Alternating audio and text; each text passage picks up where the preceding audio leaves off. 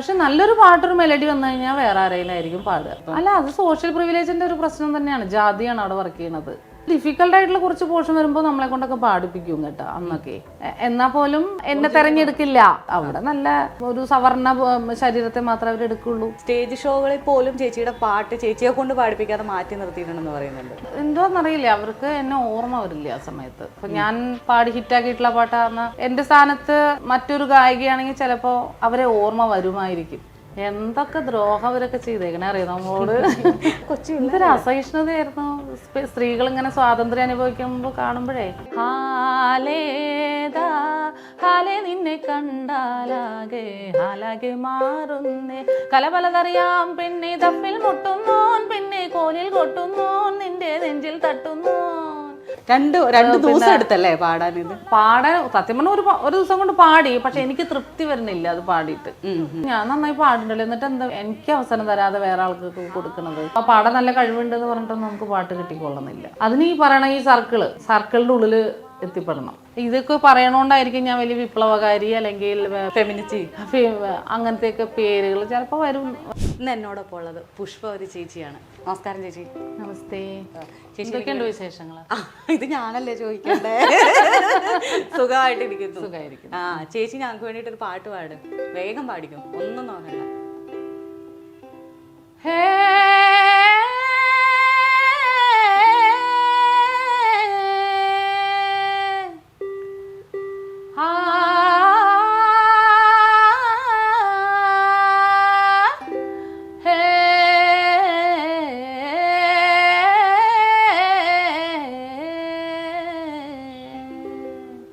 കാത്തു കാത്തൊരു മഴയത്ത് നനഞ്ഞു കുളിരണ മാടത്ത് കറുത്തരാവിൻ പടിയേറി വെളുവെളുത്തൊരു രാത്താരം ഓലവട്ട കിളിക്കൂട്ടിൽ വിരുന്നു വന്നത് കുയിലമ്മ ആലവട്ട ചിറകോടെ പറന്നു വന്നതു മയിലമ്മ ആറ്റുനോറ്റൊരു നിധിയാകെ കൈവന്ന പോലെ കാത്തു കാത്തൊരു മഴയത്ത് നനഞ്ഞു കുളിരണ മാടത്ത് കറുത്തരാവിൻ പടിയേറി വെളുവെളുത്തൊരു രാത്താരം. ഇല്ലെങ്കിലും കാത്തിരുന്ന ചേച്ചിനെ കാണണം എന്നുള്ളത്. അതെ, കൊറേ നാളായില്ലേ? കുറേ ആയി ചേച്ചിയോട് ഇങ്ങനെ ചോദിക്കുന്നത്. എനിക്ക് ഭയങ്കര ഇഷ്ടമാണ് ചേച്ചിയുടെ വോയിസ്. എനിക്ക് ഭയങ്കര ഇഷ്ടമാണ്. കാരണം നല്ല തൊണ്ടേന്ന് വരുന്ന വോയിസാ. എല്ലാവരുടെയും തൊണ്ടേന്നല്ല ചേച്ചി. അതല്ല, ഇതെന്താന്ന് വെച്ചാൽ നാഭി ഹൃത് കണ്ഠ രസനം അങ്ങനെ വരുന്ന ശബ്ദം. അപ്പൊ അതായിരിക്കാം ഉദ്ദേശിച്ചിട്ടുണ്ടാവുന്ന. അതായത് നമ്മള് പറയുന്നതാണ് ഈ വരുന്ന ശബ്ദം എന്ന് പറയില്ലേ? അതന്നെ. അതായത് നമ്മള് പറയും, എന്നെയൊക്കെ കാണില്ല, നീയൊക്കെ സംസാരിക്കണമെങ്കിൽ ഈ പഞ്ചായത്തിൽ ഒരാൾ കാണത്തില്ലെന്ന്. അതുപോലെ നമുക്ക് മൈക്ക് വേണ്ട സംസാരിക്കാനും പാടാനാണെങ്കിലും. ചേച്ചിയുടെ എല്ലാ സോങ്ങിലും ആ ഒരു പ്രത്യേകത എനിക്ക് ഭയങ്കരമായിട്ട് ഫീൽ ചെയ്തിട്ടുണ്ട്. മറ്റേ നമുക്ക് ഇങ്ങനെ ലൗഡായിട്ട് എപ്പോഴും ഇത് നമ്മൾ പറയുന്നത് അല്ലാണ്ട് മറ്റേ ഇപ്പൊ ഒരു സോഫ്റ്റ് സോങ് ആണെന്ന് വെച്ചാൽ ഇപ്പൊ സുജാത ചേച്ചി ചിത്ര ചേച്ചിയൊക്കെ പറയുന്ന ചില പാട്ടുണ്ടല്ലോ, സ്വീറ്റാണ്. അത് ഭയങ്കര ഇപ്പം പാടാൻ ഭയങ്കര പാടായിരിക്കും. ലീനായിട്ടുള്ള പിടിക്കണ്ട അത് പിടിക്കേണ്ട വോയിസ് ഇല്ല എന്നുള്ള ഒരു വിഷമം വേണ്ടെന്ന്. അത് തന്നെ, നമുക്ക് അങ്ങനെ ഒന്നും പിടിക്കണ്ട. നമുക്ക് ഇപ്പൊ ചേച്ചിയുടെ പാട്ട് ഞാൻ എന്ത് കഷ്ടപ്പെട്ടിട്ട് അതൊക്കെ മനസ്സിലാക്കി പറഞ്ഞു തരുന്നത്. സംഗീതത്തിന്റെ ABCD അറിയത്തില്ല, അതിനെ കുറിച്ച് ഒരു പിടിയില്ലാത്ത ഒരാൾ വന്നിരുന്നിട്ട് ചേച്ചി അങ്ങനെയാ പാടുന്നത് ഇങ്ങനെയാ പാടുന്നത്. എന്നിട്ട് ഇപ്പൊ നമ്മള് ചേച്ചിയുടെ ലേറ്റസ്റ്റ് ഇറങ്ങിയ സുലേഖ മനസ്സിലെ പാട്ടില്ലേ,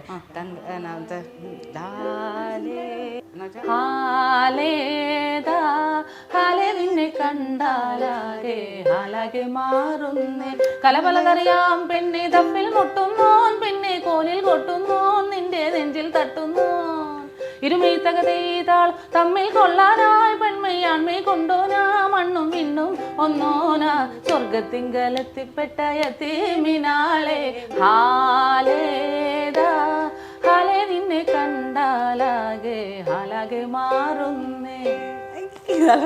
അതില് പടയാളികളായിരമായിരമായി സമരോത്സുകരായി പടയോടിയ പാവന ഭൂമിക താണ്ടിയ സംഹിതയാ പല കൽപ്പനകൾ കവികൾ പണിതിട്ടൊരു സംഭവമാ പല പാമരമാനവ മാനസ സങ്കട സംഗതിയാ ചിന്തപ്പൂന്തോട്ടത്തെ ചന്തത്തിനാളെ ശങ്കപ്പൂമ്പാറ്റ് തെന്നിപ്പാറല്ലേ നിൻ ചിറകടി സിൽസിലയാലേ മധുപൊടിയണ പനിമലരാകെ പൂമ്പൊടി തരി ചിന്തന പൂങ്കവൽ ചോക്കണ് പൂതികളായിരം പൂവിതളാകണ് പൂത്ത നിക്കണ് പാട്ടുപാടണ മോഹത്തോടെ തന്മനതിലെ മണിയറയാകെ നിറമലരണി വർണ്ണനയാലേ സുപ്രിയര സപതനിസ തരകമ പലരസ രഥമതിലുലകമേ അത് ധൃത മോടിസ് പറക്കത്തിങ്കലെത്തിപ്പെട്ട യതീമിനാളെ.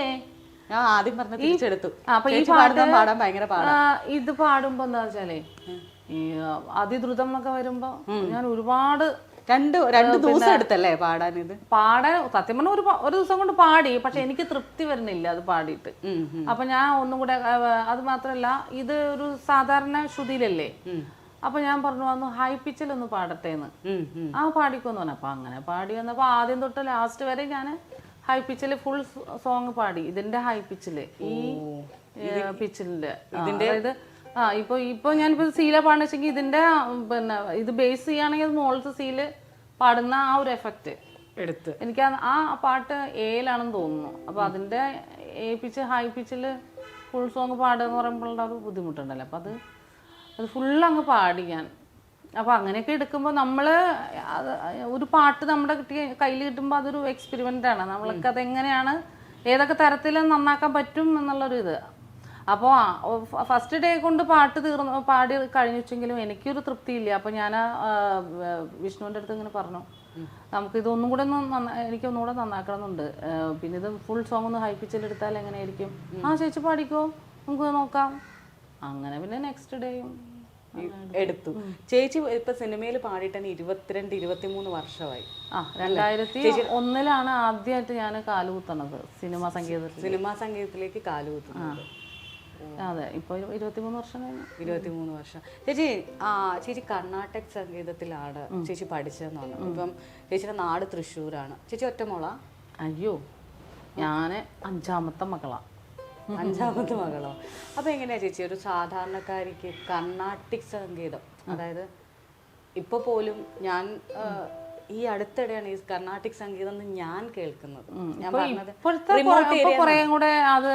ഒരുപാട് കുട്ടികൾ പഠിക്കുന്നുണ്ട്. ഇപ്പൊ ആളുകൾക്ക് എല്ലാം മീഡിയം വഴി എല്ലാം പെട്ടെന്ന് കിട്ടും. ഇപ്പം ഇന്റർനെറ്റിന്റെ ഒരു അതിപ്രസരം.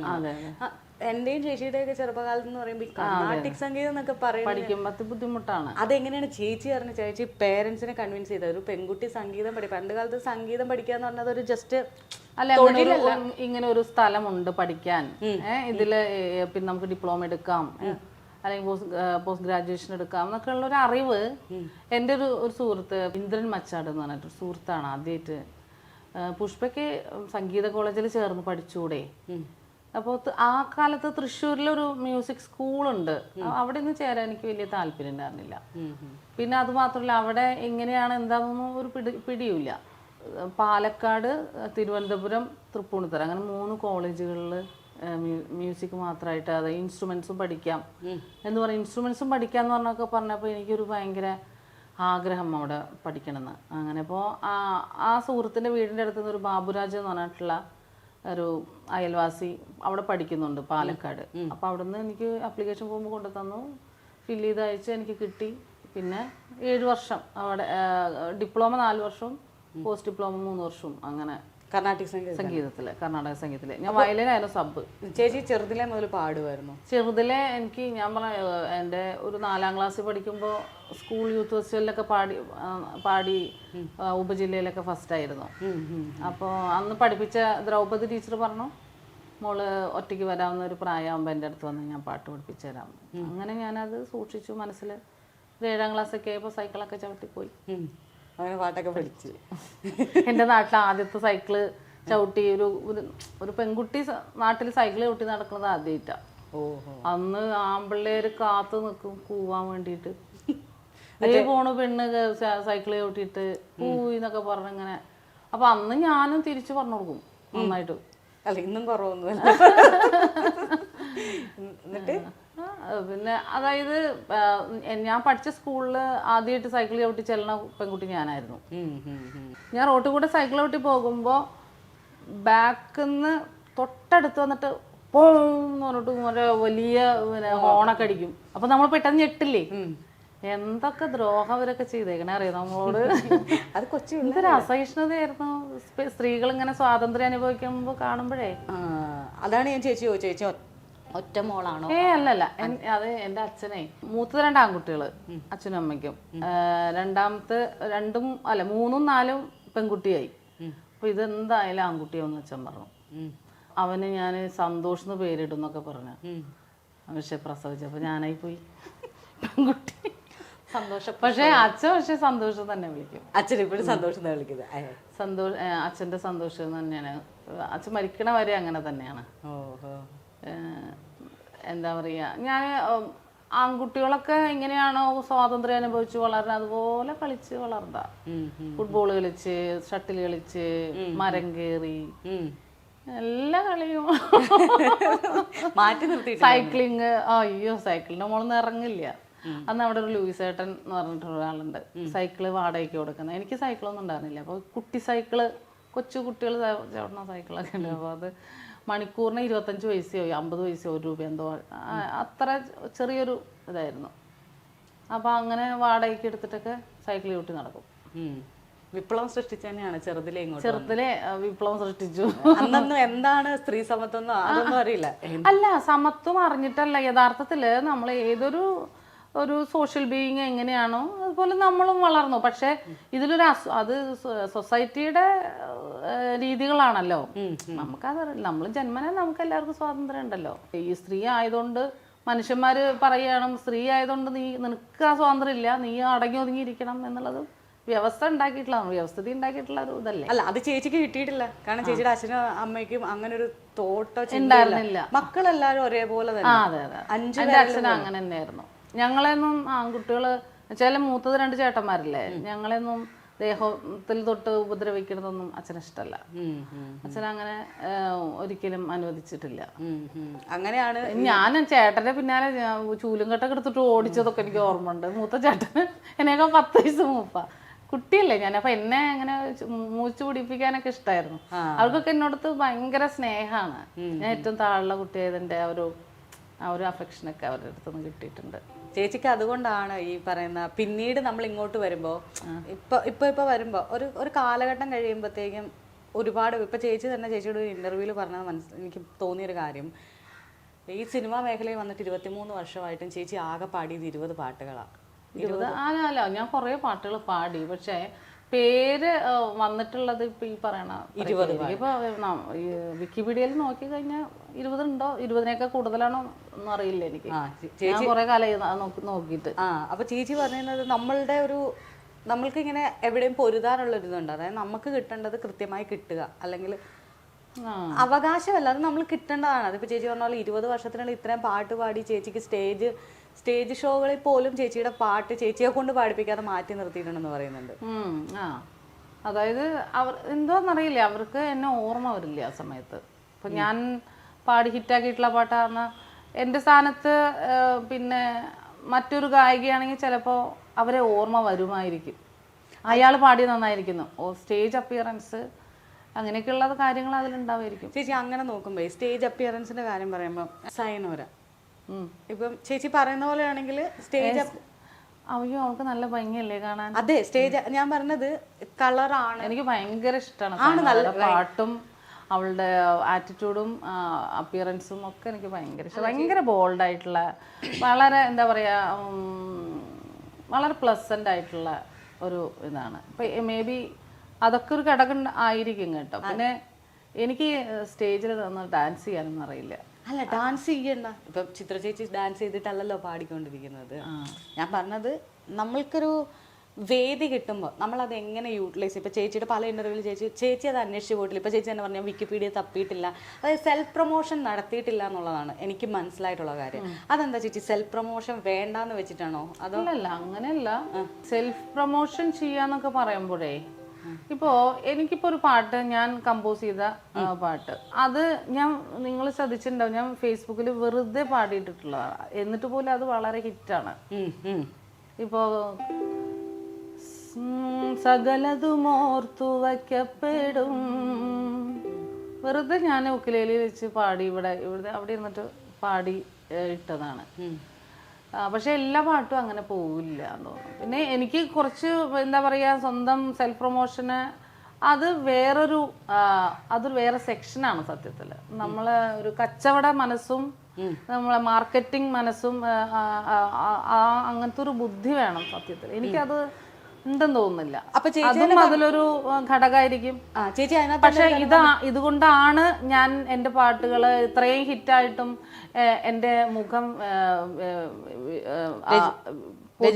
പൊതുസമൂഹത്തിന് അറിയാത്തത് എന്ന് പറയണേല് യാതൊരു അർത്ഥവുമില്ല, അടിസ്ഥാനം ഇല്ലെന്നാണ് ഞാൻ പറയുന്നത്. ചേച്ചി പറയുന്ന ഒരു കാര്യം വിസിബിലിറ്റി എന്ന് പറയുന്ന സംഗതി ഇപ്പോ ഒരു വിഷ്വൽ മീഡിയയിൽ വന്നു കഴിഞ്ഞാൽ ഉണ്ടാകുന്ന ഒരു സംഗതിയാണല്ലോ. ഇപ്പോ വളരെ ബമ്പർ ഹിറ്റായിട്ടുള്ള ഒരു പാട്ട് അത് പുഷ്പവതിയ പാടി എന്നുള്ളത് ആർക്കാണ് അറിയാത്തത്? ചാനൽക്കാർക്ക് അറിയാത്തതാണോ? അങ്ങനെ പിന്നെ അപ്പോ എന്താ അവർക്ക് എൻ്റെ അഡ്രസ്സും ഫോൺ നമ്പറൊന്നും കിട്ടൂലേ? അപ്പൊ ഞാൻ തന്നെ എന്താ പറയാ, മാർക്കറ്റിംഗ് ഇതില് ഞാൻ തന്നെ അങ്ങ് കൊടുത്താലേ എനിക്ക് വിസിബിലിറ്റി ഉണ്ടാവുള്ളൂ എന്നുള്ള ഒരു സംഗതി എനിക്കറിയില്ല. അതിൻ്റെ അല്ല, ഞാൻ ചോദിക്കാനുള്ള ചേച്ചി രണ്ട് കാര്യത്തിൽ ചേച്ചി പറഞ്ഞത് ശ്രദ്ധിച്ചിരുന്നു. അതായത് ഇപ്പൊ ഈ പറഞ്ഞ പോലെ തന്നെ അവസരങ്ങളുടെ കാര്യം, രണ്ട് ഇപ്പൊ ഈ ചേച്ചി പറഞ്ഞ പോലെ തന്നെ ഒന്നോ രണ്ടോ പാടുന്ന പുതുമുഖ ആളുകൾ പോലും ജഡ്ജായിട്ടിരിക്കുന്ന ഒരു പ്രതിഭാസമുണ്ട്. അവര് സെൽഫ് പ്രൊമോഷന് വേണ്ടിയിട്ട് എങ്ങനെയാണ് അല്ല ഞാൻ ശ്രമിച്ചിട്ടുള്ള നിരന്തരം അവര് ചേച്ചി തന്നെ പറഞ്ഞൊരു കാര്യമുണ്ട്. അതായത് നിങ്ങൾ ഒരു സർക്കിൾ ഉണ്ടാക്കും ഇവർക്കിടയിൽ. ആ സർക്കിള് ഞാനില്ല എന്തായാലും. അതിലേക്കാണ് എന്റെ ചോദ്യം തന്നെ വരുന്നത്. ചേച്ചിയുടെ പാട്ടുകൾ കൂടുതലും ചേച്ചീനെ എല്ലാവരും ഇപ്പോ മധുബൻ, അതായത് ഒരു വണ്ടിനെ പോലെ ഒരു പൂവിനെ ചുറ്റും ഇങ്ങനെ വട്ടം കറങ്ങുന്ന ആ ഒരു കറക്കാൻ എനിക്ക് പൊതുവെ ഇല്ല. ചേച്ചിയുടെ ഇതിൽ ചേച്ചി കൃത്യമായിട്ട് പറഞ്ഞിട്ടുണ്ട്, ചേച്ചിയുടെ കർണാട്ടിക് സംഗീതത്തിൽ ചേച്ചിക്ക് ബി ഗ്രേഡ് ഉണ്ട്, ആകാശവാണിയിലും ചേച്ചിക്ക് ബി ഗ്രേഡ് ആണ്. അതായത് അത്രയും ഒരു അന്നത്തെ കാലത്ത് ഏറ്റവും നന്നായിട്ട് പഠിച്ച് പെർഫോം ചെയ്ത ഒരാളെന്ന നിലയിൽ ഞാൻ കോളേജിൽ പഠിച്ചുകൊണ്ടിരിക്കുമ്പോഴാണ് എനിക്ക് കർണാടക സംഗീതത്തിൽ ബി ഗ്രേഡ് കിട്ടിയത്. കർണാടക സംഗീതത്തില് വോക്കലില് അത് കിട്ടാൻ അത്ര എളുപ്പമൊന്നുമല്ല. പിന്നെ കോളേജിൽ പഠിക്കുമ്പോൾ പഠിച്ചിറങ്ങിയ ഉടനെയാണ് എനിക്ക് സെൻട്രൽ ഗവൺമെന്റ് സ്കോളർഷിപ്പ് കിട്ടിയത്. ആകെ 8 പേർക്ക് കിട്ടണതിൽ ഒരാൾ ഞാനായിരുന്നു. അതിന് 100 കണക്കിന് ആളുകൾ അതിനു വേണ്ടി മത്സരിക്കാൻ ചെന്നൈയിലുണ്ടായിരുന്നു. കലാക്ഷേത്രയിൽ വെച്ചിട്ടായിരുന്നു അതിന്റെ ഇന്റർവ്യൂ ഒക്കെ. അപ്പൊ അങ്ങനെയൊക്കെ നമ്മൾ പഠിച്ച് മിടുക്കിയായി പഠിച്ചു വന്നിട്ടുള്ളതാണ് സംഗീത ലോകത്ത്. അങ്ങനെ വന്നിട്ടുള്ള ഒരു കോൺഫിഡൻസ് നമുക്കുണ്ട്. നമ്മുടെ കഴിവ് എന്താണെന്നുള്ളത് എനിക്ക് എൻ്റെ ഒരു കഴിവ് എങ്ങനെയാണ്, അല്ലെങ്കിൽ എൻ്റെ പാട്ടിൻ്റെ ഒരു സ്വഭാവം എങ്ങനെയാണ്, ആ ജോണർ എങ്ങനെയാണ്, ഇതൊക്കെ നമുക്ക് അറിയാം. നമ്മളെ ഉപയോഗപ്പെടുത്തുക എന്നുള്ളത് മറ്റുള്ളവരാണല്ലോ ചെയ്യാൻ. ചില സംഗീത സംവിധായകർ, സിനിമാ സംഗീത ലോകത്താണെങ്കിൽ സംഗീത സംവിധായകരാണല്ലോ. അപ്പൊ നമ്മൾക്ക് കഴിവൊന്നുമല്ല അവിടെ മെയിൻ. കൂടുതലും നമുക്ക് പാടാൻ നല്ല കഴിവുണ്ട് എന്ന് പറഞ്ഞിട്ടൊന്നും നമുക്ക് പാട്ട് കിട്ടിക്കൊള്ളുന്നില്ല. അതിന് ഈ പറയണ ഈ സർക്കിളിന്റെ ഉള്ളില് എത്തിപ്പെടണം. അങ്ങനെ പിന്നെ എനിക്ക് വ്യക്തിപരമായിട്ട് അങ്ങനെ എന്താ പറയാ, എനിക്ക് പറ്റാവുന്ന ആളുകളായിട്ട് എനിക്കൊക്കെ സോഷ്യലൈസ് ചെയ്യാൻ പറ്റുള്ളൂ. അങ്ങനത്തെ ഒരു ഇത്. അപ്പോൾ മേ ബി അതൊരു ഉൾവലിയണ സ്വഭാവമായിരിക്കാം. പിന്നെ അത് മാത്രമല്ല, എന്നെ അക്കോമഡേറ്റ് ചെയ്യണ്ടേ. ഇപ്പം ഞാൻ നിങ്ങളുടെ അടുത്ത് കൂട്ടുകൂടുമ്പോൾ എന്നെ അക്കോമഡേറ്റ് ചെയ്യാൻ നിങ്ങളല്ലേ? തീർച്ചയായും. നമുക്ക് സ്പേസ് ഇല്ലാത്തടത്ത് വെറുതെ ഇടിച്ചു കയറാനൊന്നും ഞാൻ പോവില്ല. അത് നമ്മളോടുള്ള റെസ്പെക്ട് കുറവാകും. അപ്പൊ എനിക്ക് എന്നോട് ഭയങ്കര ബഹുമാനമാണ്. അതുകൊണ്ട് ഞാൻ അങ്ങനെ എന്താ പറയാ, നമ്മളെ ഡിമാൻഡ് ചെയ്യാത്തടത്തൊന്നും ഞാൻ പോവാറില്ല. അപ്പൊ ചേച്ചിക്ക് അങ്ങനെ ഒരു മാറ്റി നിർത്തൽ വല്ലാണ്ട് ഫീൽ ചെയ്തിട്ടുണ്ടോ? മാറ്റി നിർത്തുക എന്ന് പറഞ്ഞാല് വേണമെങ്കിൽ അവര് ചേർത്ത് നിർത്തിയാൽ മതി യഥാർത്ഥത്തില്. പക്ഷെ അവിടെ കഴിവ് അവിടെ അംഗീകരിക്കപ്പെടുന്നില്ല എന്നുള്ള ഒരു പിന്നെ വിയോജിപ്പാണ് അത്. ചേച്ചിക്ക് തോന്നിയിട്ടുണ്ട് ഇപ്പം തുടക്കകാലത്തിലൊക്കെ ഞാൻ വിചാരിക്കും ഞാൻ നന്നായി പാടുണ്ടല്ലോ, എന്നിട്ട് എന്താ എന്നെ പാടിപ്പിക്കുക, എനിക്ക് അവസരം തരാതെ വേറെ ആൾക്ക് കൊടുക്കണത്. അവസരം ചേച്ചി പോയിട്ടുണ്ടോ? ഇല്ലില്ല. അതായത് ഇപ്പൊ ഞാൻ നിറയെ ട്രാക്ക് പാടിക്കൊണ്ടിരുന്ന സമയത്തൊക്കെ തുടക്കകാലത്തിലെ കാര്യം പറയണം. അപ്പോ എന്ന് പറഞ്ഞാൽ ഇപ്പൊ അതില് ചില പാട്ടിലിപ്പോ ഇടയിൽ ചില നല്ല മെലഡി പീസസ് ഒക്കെ, ഇപ്പോ മാനിന്റെ മിഴിയുള്ള പെണ്ണിനെ പ്രേമിച്ച ചെറുമന്റെ സ്നേഹത്തിൻ കഥ പറയാം, അതില് കഥ പറയാം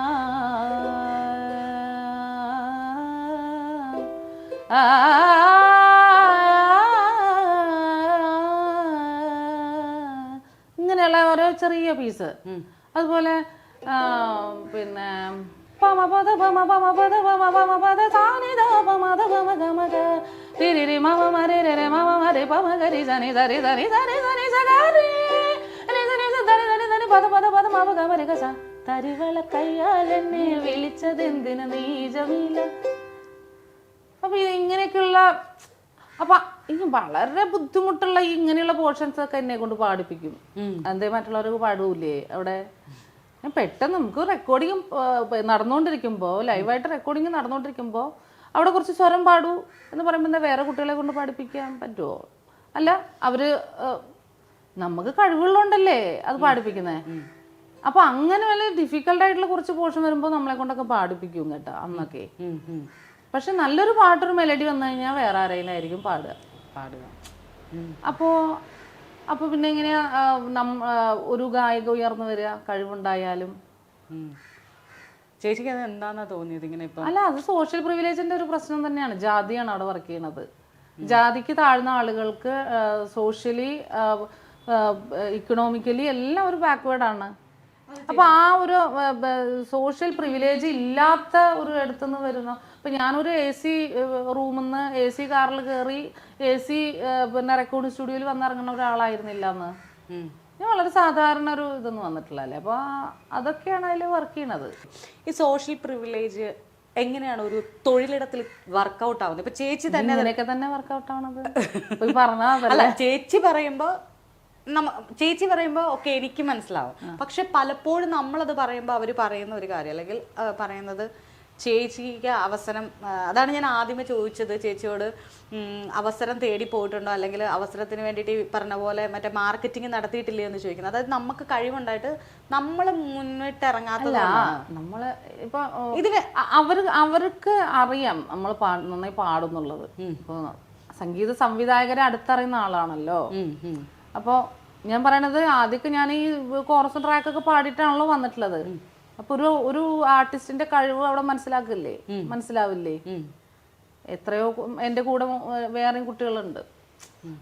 ഇത്തരം ഇങ്ങനെയൊക്കെയുള്ള പോർഷൻസ് വരുമ്പോൾ നമ്മളെ കൊണ്ട് പാടിക്കുന്ന ആളുകളും എന്താ പറയുക സംവിധായകരും ഒക്കെയാണ്. എന്നാ പോലും എന്നെ തെരഞ്ഞെടുക്കില്ല എന്നാ ഞാൻ പറഞ്ഞത്. അവിടെ നല്ല ഒരു സവർണ ശരീരത്തെ മാത്രമേ അവരെടുക്കുള്ളൂ. അതന്നെയാണ് അതിൻ്റെ ഒരു ഉള്ളിലുള്ള കാര്യം. എനിക്കത് മനസ്സിലാവും ചേച്ചി പറഞ്ഞത് എനിക്കത് കൃത്യമായിട്ട് മനസ്സിലാവുന്നുണ്ടോ? സവർണ ബോധം എങ്ങനെയാണ് ഇവിടെ പ്രവർത്തിക്കുന്നത്, എങ്ങനെയാണ് ഒരാളെ കോർണർ ചെയ്യുന്നത്, കഴിവുകൾ നിരന്തരം. ഇപ്പം ചേച്ചി പറഞ്ഞ പോലെ സർട്ടിഫിക്കറ്റോട് കൂടി ഇത്രയും പഠിച്ചിറങ്ങിയിട്ടും നമ്മൾക്ക് നിരന്തരം കഴിവ് തെളിയിക്കേണ്ടി വരിക. ഈ ഓരോ പാട്ട് പാടുമ്പോഴും കഴിവുകൾ ഇങ്ങനെ തെളിയിക്കപ്പെട്ടിട്ടും പിന്നെയും നമ്മൾ അങ്ങനെ പരാതിപ്പെടുന്ന ഒരു അല്ലെങ്കിൽ വിഷമം പറയുന്ന കാലമൊക്കെ എൻ്റെ കഴിഞ്ഞു കേട്ടോ. ഞാൻ അതിനെല്ലാം മറികടന്നിട്ടുള്ള ഒരാളാണ്. എനിക്ക് പിന്നെ ഇനി വീണ്ടും അതിനെക്കുറിച്ച് ഇങ്ങനെ പേർത്തും പറയാനൊന്നും താല്പര്യമുള്ള ഒരാളും അല്ല. പിന്നെ ചോദിക്കുമ്പോൾ മറുപടി പറയേണ്ടി വരുമ്പോൾ പറയുന്നു. അതിന് ചേച്ചി ബദലായിട്ടൊരു മാർഗം കണ്ടുപിടിച്ച് എനിക്ക് ഭയങ്കരമായിട്ട് ഇഷ്ടപ്പെട്ടു. സ്വന്തമായി കമ്പോസ് ചെയ്ത് ഇപ്പൊ ചേച്ചി പറഞ്ഞ പോലെ എൻ്റെ കരിയറിൽ എന്നെ ഡെവലപ്പ് ചെയ്തിട്ടുള്ളത് നമ്മൾ കമ്പോസ് ചെയ്ത് നമ്മൾ കൺസീവ് ചെയ്ത് ഉണ്ടാക്കിയിട്ടുള്ള പാട്ടുകളാണ്. അതിന് ഏറ്റവും കൂടുതൽ അനുകൂലമായിട്ടുള്ള ഒരു സാഹചര്യം ഉണ്ടായത് ഇവിടെ സോഷ്യൽ മീഡിയയാണ്. തീർച്ചയായും ഫേസ്ബുക്ക് പോലുള്ള ഒരു പ്ലാറ്റ്ഫോം ഉണ്ടായപ്പോൾ തീർച്ചയായിട്ടും ഞാനത് ഉപയോഗിക്കാൻ തുടങ്ങി. അത് എന്നെ വളർത്താൻ വേണ്ടിയിട്ടല്ല, യഥാർത്ഥത്തിൽ ഞാനത് ഉപയോഗിക്കാൻ തുടങ്ങിയത് കോവിഡിൻ്റെ ഒരു ടൈം വന്നില്ലേ. അപ്പോൾ ആ സമയത്ത് മനുഷ്യരെല്ലാവരും ഇങ്ങനെ അടച്ച് പിന്നെ മരണം മുന്നിൽ കണ്ടുകൊണ്ട് ജീവിക്കുന്ന ഒരു സമയം ഉണ്ടായിരുന്നല്ലോ. ആ ഒരു സമയത്ത് ഞാൻ നിരന്തരം പാട്ട് പാടിയിട്ടു ആളുകൾക്ക് ഒരു ഹീലിംഗ് ആവട്ടെ എന്ന് വിചാരിച്ചിട്ടാണ് ചെയ്തത്. കോവിഡിൻ്റെ ആ ഒരു സമയവും പ്രളയത്തിൻ്റെ ഒരു സമയവും എല്ലാം മനുഷ്യരെ അങ്ങനെ ലോക്ക് ചെയ്തിട്ടൊരു സന്ദർഭത്തിലാണ് ഞാൻ പാട്ടുകൾ ഫേസ്ബുക്ക് വഴി നിറയെ ഇട്ട് തുടങ്ങിയത്. ഇപ്പോൾ കുറേ ആയിട്ട് ഇടാറില്ല. പിന്നെ വിജയദശമിയുടെ അന്ന് തലേ ദിവസം നവരത്ന മഞ്ജരിയുടെ 2 ഖണ്ഡിക പാടിയിട്ടു എന്നല്ലാതെ ഞാൻ കുറേ നാളെ ഇപ്പോൾ പാടിയിട്ടിട്ട് എന്താണെന്നറിയില്ല. അങ്ങനെയൊക്കെ ഞാൻ വിചാരിക്കാറുണ്ട് കേട്ടോ, ഞാനിത് എന്താന്ന് ഒന്നും പാടാതിരിക്കുന്നത് എന്താണെന്ന് ഇങ്ങനെ ആലോചിച്ചു. ചേച്ചി ഒരു കാര്യം ചേച്ചീനെ പറഞ്ഞതിൽ ഒരു വാസ്തവമുണ്ട്. സെൽഫ് പ്രൊമോഷൻ എന്ന് പറയുന്നത് ഞാനും കൂടെ ചെയ്യേണ്ട ഒരു കാര്യമാണ്. അത് കുറച്ച് ശ്രദ്ധിച്ചാൽ കൊള്ളാം. നല്ലതാണ് ചേച്ചി. എന്താണെന്നറിയാവോ, അത് വേറെ ഒന്നും കൊണ്ടല്ലേ ചേച്ചി, ഇന്ന് ചേച്ചിക്ക് പ്ലാറ്റ്ഫോം ഉണ്ട്. പണ്ട് നമുക്ക് എന്താ ചെയ്യുന്ന, ചാൻസ് ചോദിച്ചു പോണം തരാവോ എന്ന്. ഇന്ന് ഒരാൾ പാട്ട് പാടി വൈറലായ പിറ്റേ ദിവസം ചാനലുകാർ അവിടെയാ, പിറ്റേ ദിവസം വേണ്ട ആ സെക്കൻഡിൽ അവിടെ എത്തും. മനസ്സിലായോ? ഞാൻ പാട്ട് പാടിയിട്ട് വൈറലായിട്ട് സുലേഖ മനസ്സിലാ പാട്ട് ഇത്രയും ബമ്പർ ഹിറ്റ് ആയില്ലേ, ആരും എന്നെ തേടി ഇവിടെ ഒന്നും വന്നൊന്നുമില്ലല്ലോ. എന്താ അത്?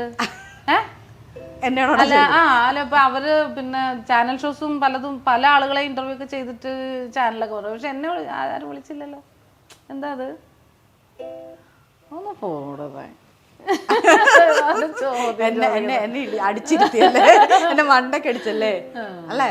അത് അല്ല, ഇതില് നമ്മള് കാണുന്ന ഇപ്പൊ ഞാൻ പറഞ്ഞില്ലേ, നമ്മൾ പാടി ഇടുക, കുറെ കൊണ്ട് പ്രൊമോഷൻ കൊടുക്കുക, നമ്മൾ കുറെ കൂടെ ശ്രദ്ധിക്കുക മാർക്കറ്റിങ്ങില്, അതൊക്കെ എന്റെ ഭാഗത്തു നിന്നുള്ള വീഴ്ചയാണ്, ഞാൻ സമ്മതിച്ചു. അല്ല, പക്ഷെ അത് മാത്രമൊന്നുമല്ല അതിന്റെ കാരണം, മെയിൻ കാരണം അതല്ല. അല്ല, ഞാൻ പറയട്ടെ എനിക്ക് തോന്നുന്നത് ചേച്ചിയുടെ വലിയ പൊട്ട്, എനിക്കുണ്ട് വലിയ പൊട്ട്, കണ്ണാഴ, പിന്നെ ധൈര്യത്തോടെ സംസാരിക്കുന്നു, ഒച്ച നല്ല ഒച്ചയാണ്, അതായത് സംസാരിക്കുമ്പോ പോലും പവർഫുൾ വോയിസ് ആണ് ചേച്ചി.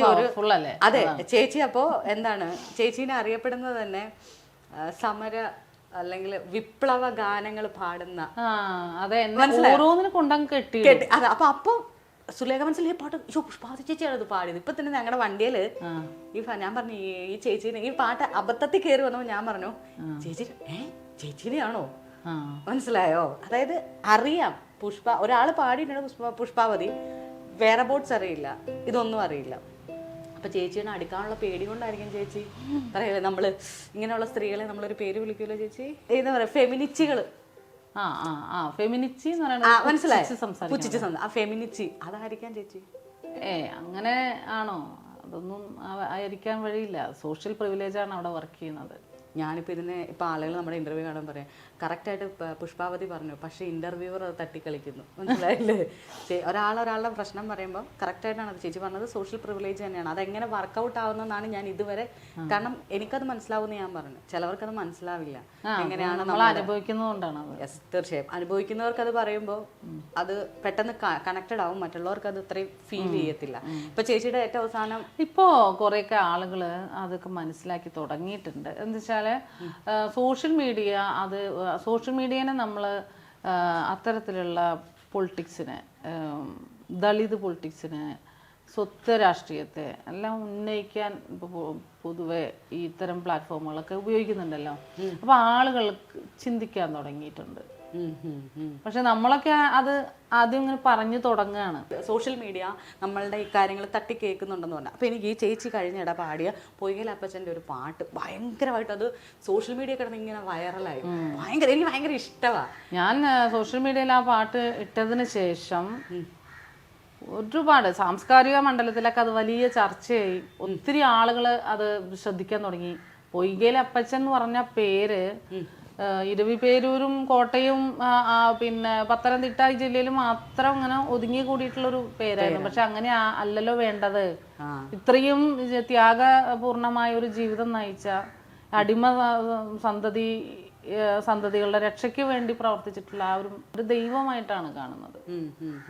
തീർച്ചയായിട്ടും നമുക്ക് പിന്നെ നമ്മളെ രക്ഷിക്കുന്ന ആള് തന്നെയാണല്ലോ നമുക്ക് ദൈവം ആയിരിക്കല്ലോ. തീർച്ചയായും നമ്മളെ ആര് രക്ഷിക്കുന്ന അവര് നമുക്ക് കാണപ്പെട്ട ദൈവം എന്ന് പറയും. അതുപോലെ നാരായണ ഗുരു ആണെങ്കിൽ പറയും, പിന്നെ അന്നവസ്ത്രാദി മുട്ടാതെ തന്നു രക്ഷിച്ചു ഞങ്ങളെ ധന്യരാക്കുന്ന നീ ഒന്ന് തന്നെ ഞങ്ങൾക്ക് തമ്പുരാൻ. അല്ലാണ്ട് ഇപ്പോഴും ഉണ്ട് പലരും തമ്പുരാനെ തമ്പുരാനെ എന്ന് വിളിക്കുന്ന ആളുകളുണ്ടല്ലോ. അത് കുറിച്ച് വല്ലാത്തൊരു അടിമബോധത്തെ നയി വരണതേ. അപ്പോ അങ്ങനെയുള്ളവരല്ല തമ്പുരാൻ അന്നവസ്ത്രം തന്ന് രക്ഷിച്ച് ധന്യരാക്കുന്ന ആ ഒരേ ഒരു പരമ്പൊരുൾ, അതാണ് ഉദ്ദേശിക്കുന്നത്. അതാണ് നമുക്കൊക്കെ തമ്പുരാൻ. അപ്പച്ചൻ്റെ ആ പാട്ടൊന്നും എനിക്ക് ഭയങ്കര ഇഷ്ടമുള്ളൊരു പാട്ടല്ല, അത് ശരിക്കും അവരുടെ ഒരു പ്രാർത്ഥന പോലെ ചൊല്ലുന്നതാണ്. അതെ അതെ, ചേച്ചി അതിനെ ഒരു വേറൊരു രീതിയിലാക്കിയിട്ട്. അതെ, അതിന് കുറച്ച് എതിർപ്പൊക്കെ അവരുടെ ഭാഗത്തു നിന്ന് ഉണ്ടായിരുന്നു. പക്ഷെ പിന്നെ ഒരിക്കൽ PRDS തന്നെ വിളിച്ചിട്ട് തിരുവനന്തപുരത്തുള്ള അവരുടെ ഒരു കുമാരഗുരുവിൻ്റെ ഒരു എന്താ പറയുക പ്രാർത്ഥനാ സ്ഥലമുണ്ട്, അവിടേക്ക് എന്നെ വിളിച്ചിട്ടുണ്ടായിരുന്നു. അപ്പം അവിടെ ഒരുപാട് PRDSകാരുണ്ടായിരുന്നു. അപ്പം അവരുടെ മുമ്പിൽ ഞാൻ എൻ്റെ ആ പാട്ട് തന്നെ ഞാൻ പാടി. അവർ പറഞ്ഞു അത് അപ്പച്ചൻ തന്നെ നിയോഗിച്ചിട്ടുള്ളതാണ് പുഷ്പയെ. നമ്മളതിൽ തെറ്റ് കാണാൻ പാടില്ല. അവരങ്ങനെ പാടിയത് കൊണ്ടല്ലേ ഇത്ര അധികം ചർച്ച ചെയ്യപ്പെട്ടത്. തീർച്ചയായും പുഷ്പ ചേച്ചി പറഞ്ഞ പോലെ അത് വളരെ കുറച്ച് പേർക്കേ അറിയത്തുള്ളൂ. PRDS എന്താണെന്നോ അല്ലെങ്കിൽ പലതരം മതവിഭാഗങ്ങളുണ്ട്, അതിൽ കുറേ വിശ്വാസികളുണ്ടെന്നല്ലാണ്ട് അതിലപ്പുറം അപ്പച്ചൻ്റെ വാക്കുകൾ മതത്തിനും ജാതിക്കും അതീതമായിട്ട് ജാതി ഉപജാതി വ്യത്യാസമില്ലാതെ ഒരു വർഗത്തെ ഒരു വംശത്തെ ഒരുമിച്ച് ചേർത്ത് അവരുടെ വിമോചനത്തിന് വേണ്ടി പ്രവർത്തിച്ചിട്ടുള്ള ആളാണല്ലോ. അതെ, അത് നമ്മൾക്ക് ഇന്നത്തെ കാലത്തെ ആളുകൾക്ക് ഒന്നുകൂടെ ചർച്ച ചെയ്തിട്ട് അതായത് ക്വസ്റ്റ്യൻ മാർക്ക് പോലെ ഇട്ട് കൊടുത്തു. ഞാൻ എപ്പോഴും എല്ലാ സ്റ്റേജിലും ഞാൻ പറയും, എന്തുകൊണ്ടാണ് പൊയ്കയിൽ അപ്പച്ചനെ പിന്നെ അദ്ദേഹത്തിന്റെ വരി പോലെ തന്നെ കാണുന്നതിൽ ഒരു അക്ഷരവും എൻ്റെ വംശത്തെ പറ്റി എന്ന് പറഞ്ഞ പോലെ അപ്പച്ചനെ കുറിച്ചിട്ട് ഒരു അക്ഷരം ചരിത്ര പുസ്തകത്തിൽ ഇല്ലാതിരുന്നത് എന്തുകൊണ്ടാണ്? ഇത്രയും വലിയ ഒരു ത്യാഗസമ്പന്നനായിട്ടുള്ളൊരു സോഷ്യൽ റിഫോർമറായിരുന്ന ആത്മീയ നേതാവായിരുന്ന അദ്ദേഹം എന്തുകൊണ്ടാണ് പിന്നെ ചരിത്രത്തിൽ അടയാളപ്പെടുത്തപ്പെടാതിരുന്നത്? അദ്ദേഹത്തിൻ്റെ പേരിൽ എന്തുകൊണ്ടാണ് ഇവിടുത്തെ പിന്നെ കലണ്ടറിൽ ഒരു ദിനമില്ലാത്തത് എന്ന് ഞാൻ ഇവിടുത്തെ വലിയ മുഖ്യമന്ത്രി അടക്കമുള്ള ആളുകളോട് ഞാൻ നേരിട്ട് ചോദിച്ചിട്ടുണ്ട്. അതിന് മറുപടി മുഖാമുഖം പരിപാടിയിലൊക്കെ എനിക്ക് ചോദിക്കാൻ ഒരു അവസരം വന്നപ്പോൾ ഞാൻ ഇതാണ് ചോദിച്ചത്. അപ്പോൾ അദ്ദേഹം മറുപടിയായിട്ട് പറഞ്ഞത് അപ്പച്ചൻ്റെ സാംസ്കാരിക സമുച്ചയത്തിന് വേണ്ടി 50 ലക്ഷം അനുവദിച്ചു, സർക്കാർ അനുവദിച്ചിട്ടുണ്ട്. അത് യഥാർത്ഥത്തിൽ ഒരു മറുപടി അല്ലല്ലോ. അല്ല, അവിടെ PRDSന് സ്കൂളുണ്ട്, അവർക്കിടെ പ്രാർത്ഥിക്കാനുള്ള അല്ല, സാംസ്കാരിക സമുച്ചയത്തിന് 50 ലക്ഷം അതൊക്കെ ഓക്കെ, വളരെ നല്ല കാര്യമാണ്. അതൊക്കെ ചെയ്യണം, ഇനിയും കൊടുക്കണം എന്നാണ് എൻ്റെ അഭിപ്രായം. അതല്ല ഞാൻ പറഞ്ഞത്. അദ്ദേഹത്തിന്റെ പേരിലുള്ള ഒരു ദിനം ഇപ്പോ നാരായണ ഗുരുവിന്റെ പേരിൽ ഒരു ദിനമുണ്ട്, അയ്യങ്കാളിയുടെ പേരിലൊരു ദിനമുണ്ട്, മന്നത്ത് പത്മനാഭന്റെ പേരിലൊരു ദിനമുണ്ട്. അദ്ദേഹം സമുദായ പരിഷ്കർത്താവാണ് അല്ലേ? അത് പൊയ്കയിൽ അപ്പച്ചൻ എന്തുകൊണ്ട് കലണ്ടറിൽ അദ്ദേഹത്തിന്റെ പേരിലൊരു ദിനമില്ല എന്ന് ഞാൻ എൻ്റെ സ്വാഭാവികമായിട്ട് എൻ്റെ ഉള്ളിൽ നിന്നുള്ളൊരു ചോദ്യമാണ് അത്. അപ്പം അതിന് വേണ്ടിയിട്ടാണ് ഞാൻ പല സന്ദർഭത്തിലും മുഖ്യമന്ത്രി ഉള്ള സ്റ്റേജിലും മുഖ്യമന്ത്രി പങ്കെടുക്കുന്ന പരിപാടിയുടെ ഭാഗമായിട്ട് എൻ്റെ കൺസേർട്ടുകളൊക്കെ ഉണ്ടാവാറുണ്ട് പല സ്ഥലങ്ങളിലും. അന്നൊക്കെ ഞാൻ ഈ ചോദ്യം ചോദിച്ചിട്ടുണ്ട്. വലിയ വലിയ ആളുകൾ അവിടെ നമ്മുടെ മുമ്പിലുണ്ട് ഇത് കേൾക്കാനൊക്കെ. അപ്പോഴൊക്കെ ഞാനിത് ചോദിക്കാറുമുണ്ട്. എല്ലാ സ്റ്റേജുകളിലും എനിക്ക് കിട്ടുന്ന എല്ലാ സ്റ്റേജുകളിലും ഞാൻ അപ്പച്ചൻ്റെ പാട്ടുകൾ പാടും. കാരണം അത് ഒരു 100 വർഷം മുമ്പ് ഇവിടെ നടന്ന എന്താ പറയുക സാമൂഹിക മുന്നേറ്റത്തിൻ്റെ ഭാഗമായിട്ടുണ്ടായിട്ടുള്ള പ്രാർത്ഥനയ്ക്കുപരിയായിട്ട് ഒരു എന്താ പറയുക മനുഷ്യരുടെ മുന്നോട്ട് പോക്കിനുള്ള ഒരു ഉപാധിയായിട്ടാണ് അപ്പച്ചൻ പ്രവർത്തിച്ചിട്ടുള്ളത്. അപ്പോൾ ഇന്നും അത് വളരെ റെലവൻ്റ് ആണ്. ജാതി നന്നായിട്ട് ഇവിടെ വർക്ക് ചെയ്യുന്നുണ്ട്. കേരളത്തിൽ കുറച്ചുകൂടെ മാന്യമായിട്ടുള്ള രീതിയിലാണ് വർക്ക് ചെയ്യണമെന്ന് മാത്രം. തൊഴിൽ അന്വേഷിക്കുന്ന രംഗത്ത് വരുമ്പോഴാണ് തൊഴിൽ അന്വേഷകരായി നമ്മൾ മിടുക്കികളായിട്ടും മിടുക്കന്മാരായിട്ടും പഠിച്ചുയർന്നു വരുമ്പോൾ അവരുടെ തൊഴിൽ അന്വേഷണത്തിൻ്റെ സമയത്താണ് ഇത് കറക്റ്റായിട്ട് വർക്ക് ചെയ്യതൊക്കെ. അതൊക്കെ പറയാൻ ഇനി കുറേ സമയം എടുക്കും. മനസ്സിലായി ചേച്ചി. നമുക്ക് കാണുന്നില്ല അക്ഷരവും ഇതൊക്കെ പറയണോണ്ടായിരിക്കും ഞാൻ വലിയ വിപ്ലവകാരി അല്ലെങ്കിൽ പിന്നെ എന്താണ് മറ്റേ ഫെമിനിറ്റി അങ്ങനത്തെയൊക്കെ പേരുകൾ ചിലപ്പോൾ വരുന്നത്. അല്ല ചേച്ചി, എനിക്കിത് പറയാണ്ട് മുന്നോട്ട് പോകാനും പറ്റുന്നില്ല. ചേച്ചിയുടെ ഒരു ഇന്റർവ്യൂവിൽ ഞാൻ കേട്ട ഒരു കാര്യം, ചേച്ചിക്ക് ഇങ്ങനെ മറ്റുള്ള ആളുകളുമായി സമരസപ്പെടാതെയും അല്ലെങ്കിൽ ഒരു അവസരത്തിന് വേണ്ടിയിട്ട് വളയാതെ നിൽക്കുന്നതുകൊണ്ടും ചേച്ചിക്ക് ഇത്തരം കാര്യം തൻ്റെ ഇടത്തോടെ തലയുയർത്തി പറയാൻ പറ്റും. അഭിപ്രായങ്ങൾ അടിയറവ് വെക്കാൻ പറ്റിയിട്ടില്ല ചേച്ചി. അതൊരു വലിയ കാര്യം തന്നെയാണ്. ഇപ്പം നമുക്ക് പലയിടത്തും നമ്മൾക്ക് ജോലിയുടെ ഭാഗമായിട്ട് പലതും കോംപ്രമൈസ് ചെയ്യേണ്ടി വരും. പക്ഷെ ചേച്ചിക്ക് അതിൻ്റെ ആവശ്യമില്ല. ചേച്ചി പറഞ്ഞ പോലെ തന്നെ ആവശ്യമില്ല എന്ന് പറയുന്നതിനേക്കാൾ എനിക്ക് എന്നോട് ഒരു വല്ലാത്തൊരു ബഹുമാനമുണ്ട്, സെൽഫ് റെസ്പെക്റ്റ് ഉണ്ട്, അഭിമാനബോധമുണ്ട്. അത് മറ്റുള്ളവരുടെ മുമ്പിൽ തല കുനിക്കാൻ പറ്റില്ല, ബുദ്ധിമുട്ടുണ്ട്. അതാണ് നല്ല കാര്യമാണ് ചേച്ചി. അത് എല്ലാവർക്കും ഒന്നും പറ്റണ കാര്യമല്ല. അപ്പോഴാണ് നമ്മൾ എന്തിനാ മറ്റുള്ളവരെ ഭയപ്പെടുന്നത്? നമ്മൾ ദൈവത്തിനെ പോലും, എൻ്റെ വ്യക്തിപരമായിട്ടുള്ള അഭിപ്രായത്തിൽ ദൈവത്തിനോട് നമുക്ക് സ്നേഹമാണ് വേണ്ടത്, പേടിയല്ല. കാരണം സ്നേഹത്തിലാകുമ്പോഴല്ലേ നമുക്ക് അടുക്കാൻ പറ്റുള്ളൂ. തീർച്ചയായും ഈശ്വരൻ്റെ അടുത്ത് നമുക്ക് അടുപ്പം വന്നാലല്ലേ നമ്മൾ പിന്നെ എല്ലാ മാലിന്യങ്ങളും നമ്മുടെ ഉള്ളിൽ നിന്ന് പോവുള്ളൂ. നമുക്ക് അടുക്കാൻ പറ്റണ്ടേ? അല്ലാണ്ട് ദൈവം ഒരു വലിയ പിശാചിനെ പോലെ പേടിപ്പിച്ച് നിർത്താൻ പാടില്ല ദൈവത്തിനെ. ഈശ്വരൻ നമ്മുടെ ഉള്ളിൽ അത്രയും കരുണാമയനായിട്ട് നമ്മുടെ ഉള്ളിലുണ്ട്. ആ സാന്നിധ്യം നമ്മുടെ ഉള്ളിലുണ്ടാകുമ്പോൾ നമ്മൾ എന്തിനാണ് മറ്റുള്ളവർ പേടിക്കണത്? പറയാൻ പേടിക്കണത് എന്തിനാണ്? അവസരങ്ങൾ നഷ്ടപ്പെടും. അതൊക്കെ എന്ന് പറഞ്ഞാൽ താൽക്കാലികമാണ്. ഇവിടെ അൾട്ടിമേറ്റ് ആയിട്ട് വേറെ ഒന്നുമില്ല, ഈശ്വരൻ മാത്രമേ ഉള്ളൂ. എന്നെ സംബന്ധിച്ച് എനിക്ക് ഈശ്വരനോട് മാത്രമേ വിധേയത്വമുള്ളൂ.